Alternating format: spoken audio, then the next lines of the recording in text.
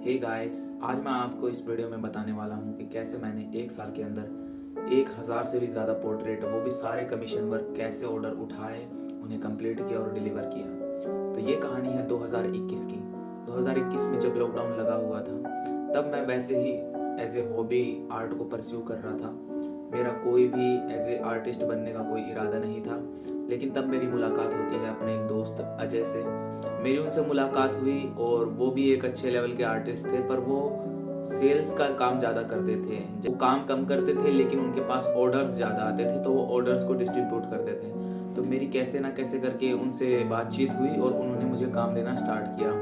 और वो मुझे लगभग डेली का 2 या 3 स्केच देते थे, तो मैं काफ़ी खुश था। मैंने इससे पहले कभी भी इतने सारे कमीशन वर्क किए नहीं थे और प्राइस काफ़ी कम था और उस टाइम की स्किल के हिसाब से ठीक ठाक था, लेकिन फिर भी कम था। लेकिन मैं बहुत मेहनती था उस समय पे और काफ़ी ज़्यादा मेरे अंदर एनर्जी भी थी, तो मैंने वहीं वहीं से अपना काम करना स्टार्ट किया।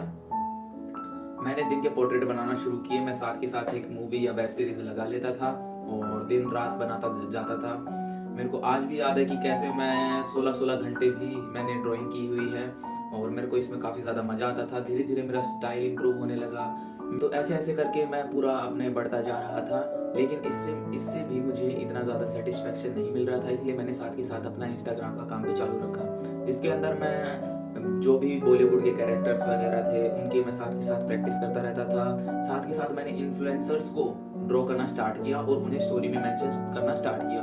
ये ट्रेंड वहाँ से काफ़ी ज़्यादा पॉपुलर हुआ और 2021 में मैंने कम से कम 30 या 40 फेमस जो ट्रेंडिंग वाले क्रिएटर्स थे उनको उनका स्केच ड्रॉ किया और उन्हें स्टोरी में मेंशन किया, जिससे वो मुझे अपनी स्टोरी में, इंस्टाग्राम स्टोरी में मेंशन बैक करते थे। और उनके मेंशन बैक करने से मेरे पास खुद के पर्सनल क्लाइंट्स भी आने लग गए थे। और मेरे पहले क्लाइंट का नाम है विहान और मैं उनका बहुत शुक्रिया अदा करना चाहता हूँ। उन्होंने मेरे को पहला कमीशन वर्क दिया और सबसे बड़ा चेंज इसमें पता है क्या हुआ? जो मैं अजय भाई के लिए बनाता था, मैंने उससे डबल या ट्रिपल चार्ज किया। अब मेरे को कॉन्फिडेंस आ चुका है और मैं अपना काम खुद कर सकता हूँ। तो अब मुझे धीरे धीरे वहां से बैकआउट करना था और मुझे अपना काम ज़्यादा करना था। इसीलिए मैं अब उन दोनों काम को बैलेंस करने लग गया, लेकिन बैलेंस करने के लिए हमें मेहनत ज़्यादा करनी थी। तो मैंने वहाँ से बहुत ज़्यादा मेहनत स्टार्ट कर दी, रियलिस्टिक से हाइपर रियलिस्टिक की तरफ जाना शुरू किया और अपने वर्क को काफ़ी ज़्यादा इम्प्रूव किया, ताकि मुझे और भी खुद का ज़्यादा पर्सनल काम मिले।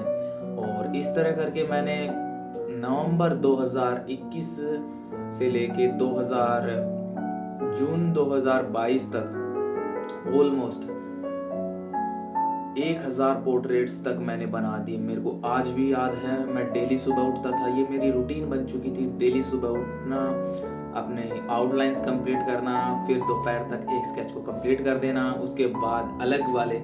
और मैं इसमें कंसिस्टेंट रहने के लिए सबसे पहली बात मैं मूवीज़ देखता था।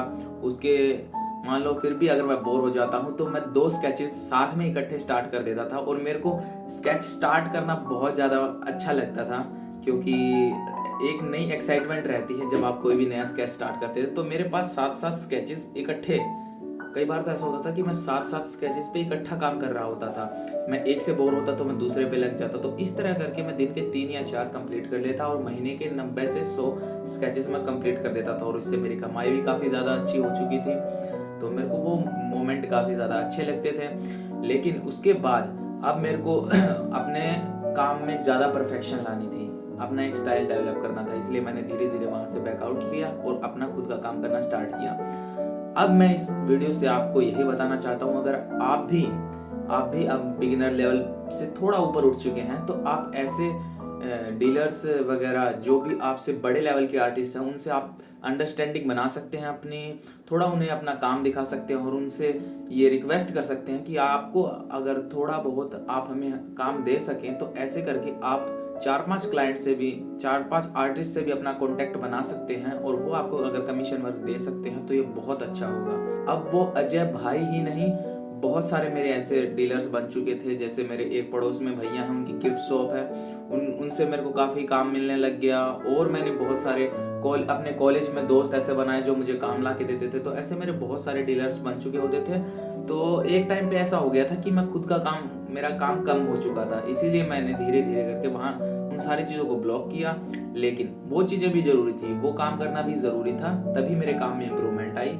मेरे ऊपर प्रेशर आता था जब मैं दिन के 3 पोर्ट्रेट बनाऊंगा तो कैसे भी करके मेरी वो स्किल ऑटोमेटिकली इंप्रूव हो जाएगी।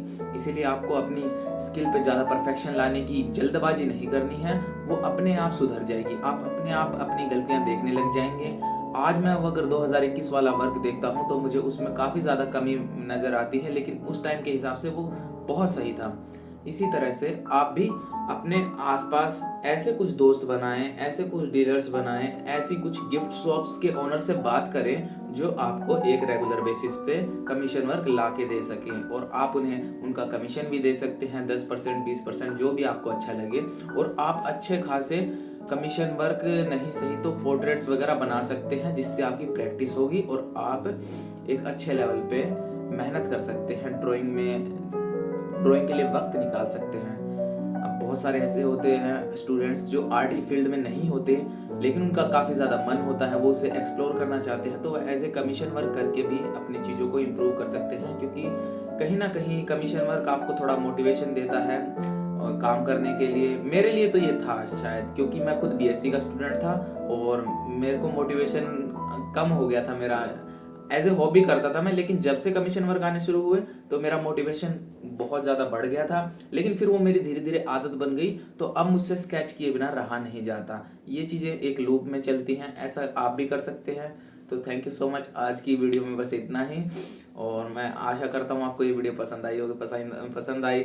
पसंद आई हो तो ये वीडियो लाइक करना और चैनल को सब्सक्राइब कर लेना। मिलता हूँ नेक्स्ट वीडियो में।